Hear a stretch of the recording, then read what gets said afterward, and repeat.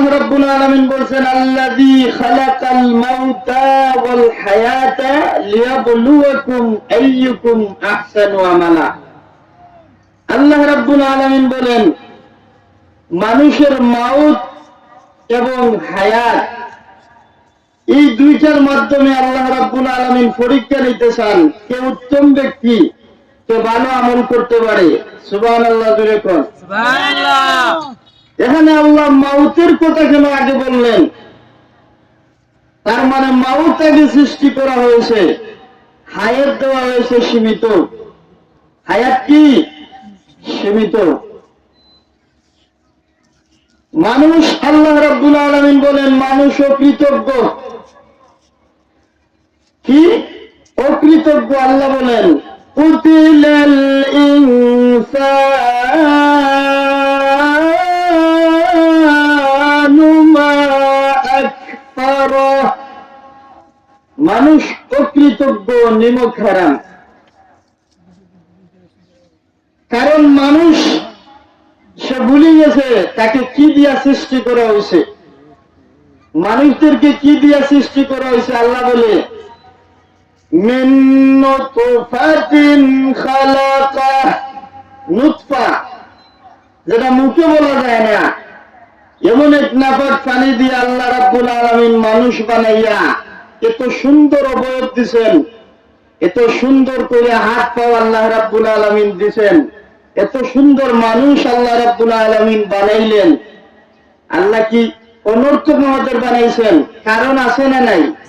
আচ্ছা আওয়াজ দিয়ে বলতে হবে, আছে না নাই? কি কারণ?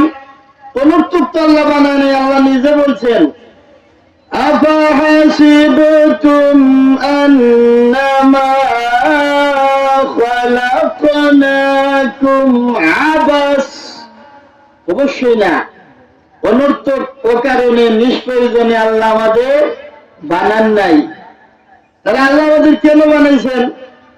আল্লাহ নিজেই বলতেছেন কোরআন শরীফের মধ্যে আল্লাহ কেন আমাদেরকে বানাইছেন। আল্লাহ বলেন ওয়ামা খালাকাতুল জিন্না ওয়াল ইনসা ইল্লা লিয়াবুদুন।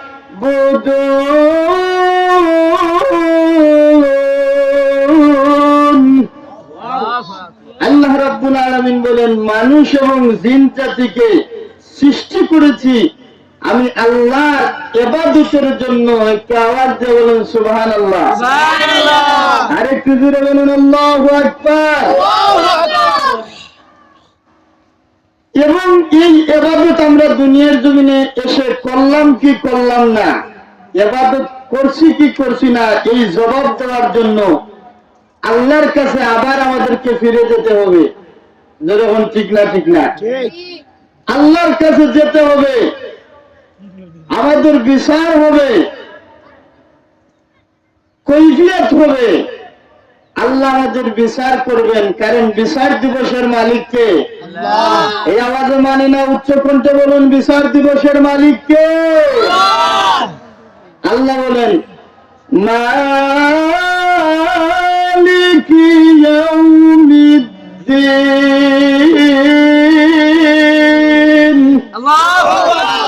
বিচার দিবস, প্রতিদান দিবসের মালিক আল্লাহ।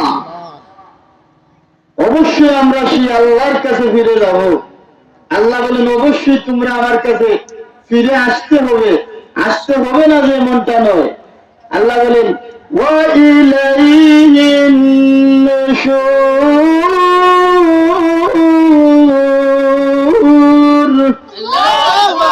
আমি আল্লাহর কাছে তোমাদেরকে ফিরে আসতে হবে। কখন যাব? মৃত্যুর পরে। কারণ সকলেই মরতে হবে। যখন ঠিক না, ঠিক না, সবাই মরতে হবে। আল্লাহ রাব্বুল আলামিন বলেন কুল্লু নাফসিন যায়িকাতুল মাউত।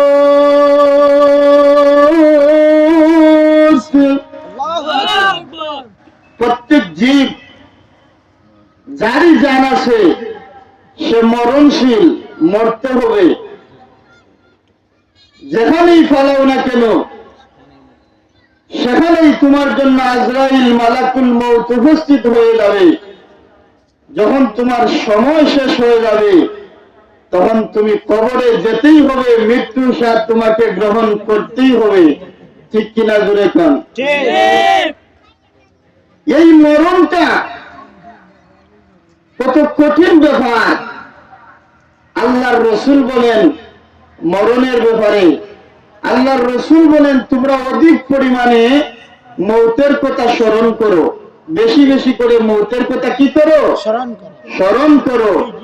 যেই ব্যক্তি অধিক পরিমাণে মৌতের কথা স্মরণ করে সে কখনো গুনাহ করতে পারে না। ঠিক কিনা বলেন? মরতে হবে। এই মৌতটা খুবই কঠিন ব্যাপার। আল্লাহ নবী রাহমাতুল্লিল আলামিন হাদিসের মধ্যে বলেন, এরে উম্মতেরা, আমি রাসূল যা জানি তোমরা তা জানো না। আমি রাসূল যেই বিষয়ে অবগত আছি রে, তোমরা সেই বিষয়ে অবগত না। কারণ আমি রাসূল কবরের হালত জানি, আমি রাসূল কবরের অবস্থা জানি, মৌতের অবস্থাও আমি রাসূল জানি। বান্দারে,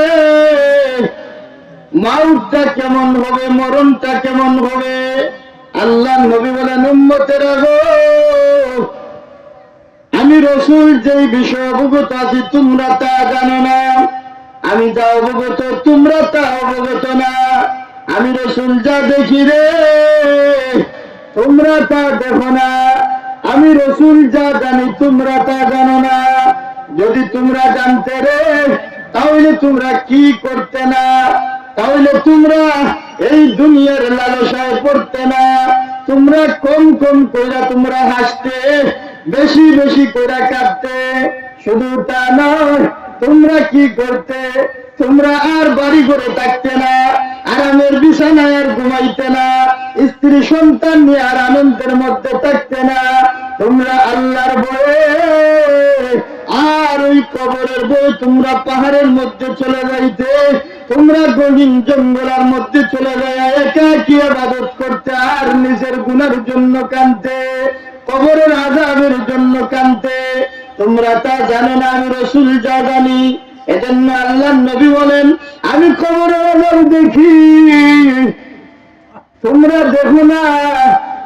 আল্লাহকেও বলি না তোমাদেরকে কবরের আযাব দেখানোর জন্য, কারণ কবরের আযাব দেখলে তোমাদের মা লাশ লয়ে তোমরা কবরে যাইলা না হইলে, বাপের লাশ লয়ে তোমরা কবরে যাইলা না হইলে, কবরের আযাব দেখার ক্ষমতা আছে নি কারো? ক্ষমতা নাই। এখানে বসে লন্ডন, আমেরিকা, ফ্রান্স, ব্রিটেন সব জায়গার খবর মুহূর্তের সাথেই নেওয়া যায়। ঠিক কিনা বলেন? এখানে বসে দেখতে পারি, এবং প্রযুক্তি বের হয়েছে, আমরা এখানে বসলেই দেখতে পারবো বর্তমানে লন্ডনের অবস্থা কি হচ্ছে, আমেরিকাতে কি হচ্ছে। ঠিক কিনা বলেন? কিন্তু আমাদের বাড়ির পাশেই তো 3.5 হাত কবর। এই যে আপনার বাবা চলে গেল, 20 বছর হয়ে যায়, 10 বছর হয়ে যায়, আপনার মা চলে গেল, দাদা চলে গেল, একটা কিন্তু আপনি এই 3.5 হাত কবর আপনার বাড়ির পাশে খবর নিতে পারলেন না, কারণ এই ক্ষমতা আপনার নাই। ঠিক কিনা বলেন? আল্লাহর রাসূল বলেন আমি দেখি। এই কারণেই কবর বড় ভয়াবহ জায়গা, মরণের আযাবটা বড় ভয়াবহ, মরণের ব্যাপারটা বড় কঠিন ব্যাপার। আল্লাহর নবী বলেন 5টা জিনিস আসার আগে 5টা জিনিসকে গনিমত মনে করো। এর মধ্যে একটা হইল মরণ আসার আগে তোমার জীবনটারে তুমি গনিমত মনে করো, কারণ কখন মরণ এসে যাবে, কোন দিন জানি মরণ এসে যায় বলা তো যায় না। ঠিক কিনা বলেন? কখন জানি মরণ এসে যায়। চেয়ারম্যান সাহেব, এমপি সাহেব, মন্ত্রী সাহেব, কত মানুষ, কত রাজা বাদশাহী তো দুনিয়ায় ছিল, এখন তারা কবরে। ঠিক কিনা বলেন? যেখানে রাসূলুল্লাহ সাল্লাল্লাহু আলাইহি সাল্লাম থাকেন না এই দুনিয়াতে, সেখানে আমরা কেউই থাকতে পারবো না। ঠিক কিনা বলেন? প্রত্যেকই আমরা কবরে চলে যেতে হবে। তুমি হঠাৎ দেখবে তোমাকে না বলেই আল্লাহ রাব্বুল আলামিন তোমার এই টসটসে তাগড়া চামড়াটাকে একদিন পুষ করে দিবে, বাইশ করে দিবে, ঠিক কিনা বলেন? তোমাকে না বলেই দেখবে তুমি হঠাৎ তোমার মাথার কালো চুল সাদা হয়ে গেছে, সাদা হয়ে যাবে, ঠিক কিনা বলেন? তোমার এই বড় যৌবন একদিন থাকবে না, তুমি বৃদ্ধ হয়ে যাবে, এটাই দুনিয়ার নিয়ম। এভাবেই তোমাকে একদিন কবরে চলে যেতে হবে। এই জন্য অধিক পরিমাণে মৌতের কথা স্মরণ করার দরকার আছে না নাই? মৌতের আযাবটা যে কত কঠিন আযাব, এর চাইতে কঠিন আযাব পৃথিবীতে আর কিছু নাই। এই কারণে আল্লাহর নবী রাহমাতুল লিল আলামিন, দয়াল নবী, মায়ার নবী আমার বলেন, নবীজি যখন শেষ সময়ে আল্লাহর নবী রাহমাতুল লিল আলামিন ঘরের মধ্যে বসে আছেন, হুজরা শরীফের মধ্যে, আম্মা জান আয়েশা বসা, ফাতেমা রাদিয়াল্লাহু তাআলা আনহা ঘরের মধ্যে বসা। হঠাৎ করে শোনা যায় রে, বাহির থেকে কে যেন একজন সালাম দিয়া কয়, আসসালাতু ওয়াসসালামু আলাইকা ইয়া রাসূলুল্লাহ। কে যেন নবীজিকে সালাম দেয়। আমার নবী বলেন, ও ফাতেমা, ফাতেমা রে, দেখো রে, বাহির থেকে কে আমার সালাম দিচ্ছে, তুমি দেখো, দরজাটা খুলে দাও। ফাতেমা রাদিয়াল্লাহু তাআলা আনহা বাহিরে গিয়া যখন দরজাটা খুলে দিয়েছে, এমনি তাকায়া দেখে রে, এমনি সময় তাকায়া দেখে অনেক এমন একজন লোক দেখা যায়, দরজা খুলে তাকায়া দেখতে পায় যেই লোকটার পাটা জমিনে দেখা যায় আর মাথাটা আসমানে দেখা যায়। পরে তো বুঝে ফেললেন এটা মালাকুল মউত। আল্লাহর নবী বলেন, ফাতেমা গো, দরজা খুলে দাও, মেহমানকে ঘরে বসার জায়গা দাও। ফাতেমা ডাক দিয়া কই, ইয়া রাসূলুল্লাহ, ইয়া হাবিবাল্লাহ, নবী গো,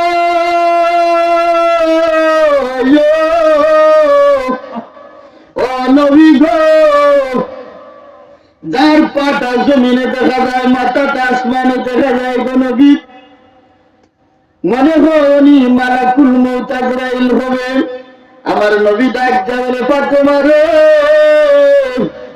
দেও ঘরে বসার জায়গা দাও।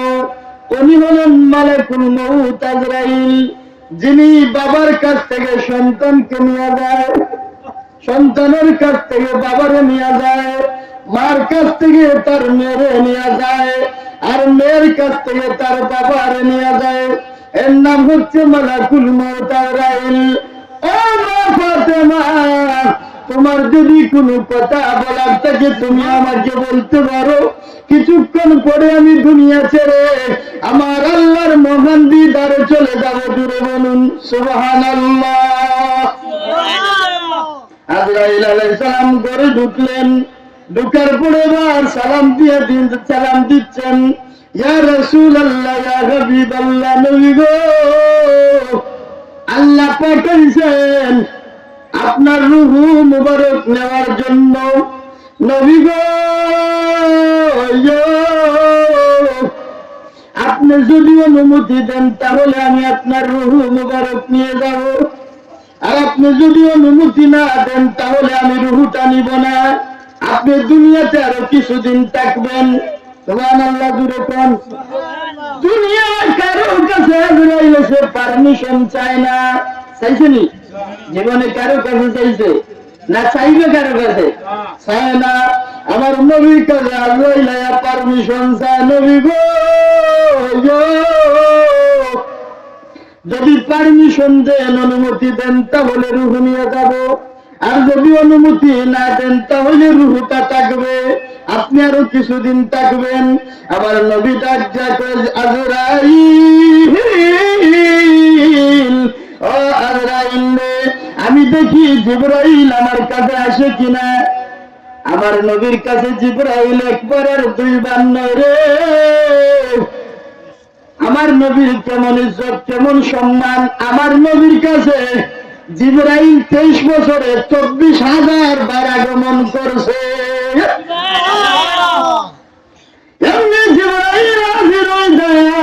দিয়া বলে আসসালাতু ওয়াসসালামু আলাইকা ইয়া রাসূলুল্লাহ ইয়া হাবিবাল্লাহ নবী গো কুরআনের আয়াত শোনাতে ইন্নাকা মাইতুন ওয়া ইন্নাহুম মাইতুন জিবরাইল এই আয়াতটা শোনাতে এবার নবী ডাকতেন আজরাইল ও আজরাইল এবার তুমি আমার রূহটা নিয়ে যেতে পারো, কোনো অসুবিধা নাই।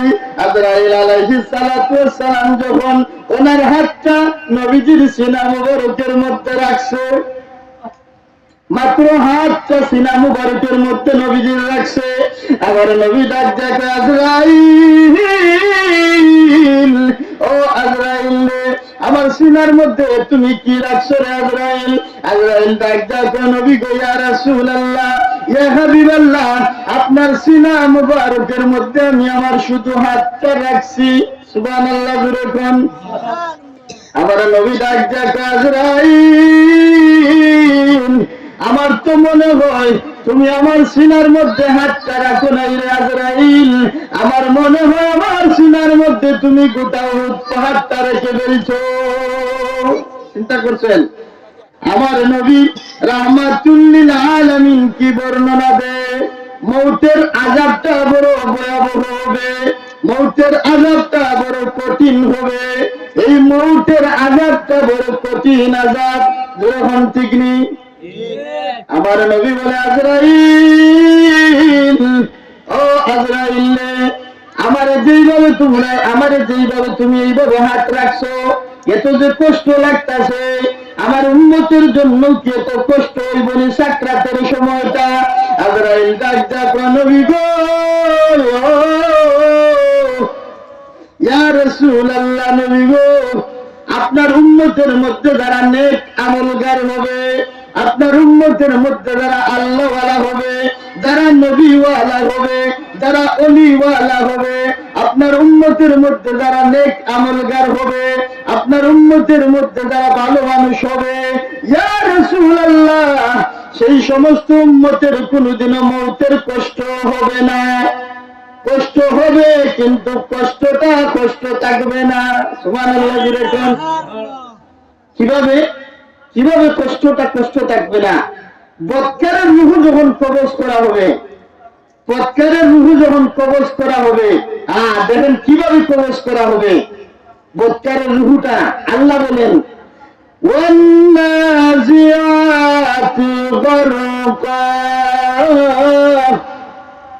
গারকুন শব্দের উত্তর ডুব দেওয়া। আপনারা হালুক তুলছেন কিনা জীবনে জানি না, দেখবেন হালুক শাপলাপুরের যে নিচে থাকে, পানির উপরে থাকে মাথা, ফুল থাকে, এই ফুলগুলা দইরা পানির নিচে পেটের নিচে যে হালুকটা থাকে এটা ধরতে হইলে আমরা কাবলা দিয়ে ধরি, এইভাবে দইরা সজুরে টান দেই, ঠিক কিনা বলেন? এইভাবে আপনার রুহুটাও বৎকারের রুহুটাও টান দেওয়া হবে। ওই বৎকারের রুহুটা যখন টান দিয়ে আনা হবে সমস্ত রোগ গুলা ছন্ন বিচ্ছিন্ন হয়ে যাবে, ছিঁড়ে যাবে, আর গুলা ছিঁড়ে যাবে, হাড্ডি গুলা ভেঙে যাবে, এক পাও আরেক পায়ের মধ্যে তুলে ফেলবে। কষ্টই কঠিন, কিন্তু প্রজ্ঞান্তরে ইমানদার যারা আছে তাদের রুহুটা কবজ করা হবে, তাদেরও কষ্ট হবে রে, কিন্তু তাদের কষ্ট থাকতো না বলে কিভাবে? আবার নবী বলেন উম্মত ও উম্মত রে, আজরাইল বলে ইয়া রাসূলুল্লাহ আপনার নেককার উম্মত যারা হবে তাদের রূহটা খুব আরামদায়ক ভাবে বের করা হবে, তাদের কষ্ট থাকবে না। কিভাবে থাকবে না? আল্লাহওয়ালা যখন মারা যাবে, আল্লাহওয়ালা যখন মৃত্যুবরণ করবে তখন সময় তার রূহ যখন কবজ করা হবে তখন সময় তার সামনে জান্নাত তুলে ধরা হবে, তার সামনে জান্নাতের হুর ফড়ি তুলে ধরা হবে, তার সামনে জান্নাতের হুর ফড়িরা শরবতের গ্লাস নিয়ে দাঁড়ায় থাকবে। তার কষ্ট হবে কিন্তু কষ্ট থাকবে না। কিভাবে? ওই জান্নাত দেখানো হবে আর বলা হবে তোমার রুহুটা নিতে দেরি, ওই জান্নাতের ভিতরে পৌঁছতে তুমি দেরি না। সুবহানাল্লাহ। এবং হুরফরিরা বলবে যে চিন্তা করো না, চিন্তা করো না, আসো আসো জান্নাতের ভিতরে জান্নাতের শরবত নিয়ে দাঁড়ায় থাকবে যে আসো, তুমি বললই জান্নাতের ভিতরে তোমাকে এই শরবত পান করানো হবে। চিৎকার দিয়ে বলুন সুবহানাল্লাহ। এই অবস্থা দুইটা, এই অবস্থা মুমিন বান্দারা এই অবস্থা দেখবে, দেখে দেখে জান্নাতের দিকে তাকাইয়া তাকাইয়া তারা মৃত্যুবরণ করবে। ওই দিকে তাদের কষ্ট হবে, কিন্তু জান্নাতের দিকে তাকাইয়া পুরো গিলমানদের দিকে তাকাইয়া তাদের এই কষ্টটা আর কষ্ট থাকবে না। একটু আওয়াজ দিয়ে বলেন সুবহানাল্লাহ। এই জন্য আল্লাহ রাব্বুল আলামিন বলছেন, হে প্রশান্ত আত্মা, আসো, ফিরে আসো। কোন দিকে? আল্লাহ বলেন, ইয়া আইয়াতুহান নাফসুল মুতমাইন্নাহ ইরজিই ইলা রাব্বিকি রাদিয়াতাম মারদিয়াহ ফাদখুলি ফি ইবাদি ওয়াদখুলি জান্নাতি।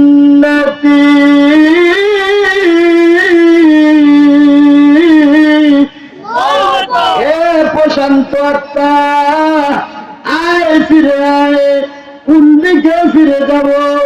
ইলা রাব্বিকি, তোর রবের দিকে ফিরে আয়, রবের দিকে ফিরে আয়, রবের দিকে ফিরে আয়। ইলা রাব্বিকি রাদিয়াতাম মারদিয়া ফাদখুলি ফি ইবাদি। আর আল্লাহ ওয়ালাদের দলভুক্ত হয়ে যা, আল্লাহ ওয়ালাদের দলে চলে যা, আল্লাহ ওয়ালাদের দলে ঢোকার করি। ওয়াদখুলি জান্নাতি, আর আবার আল্লাহর তৈরি জান্নাতের ভিতরে ঢুকে যা।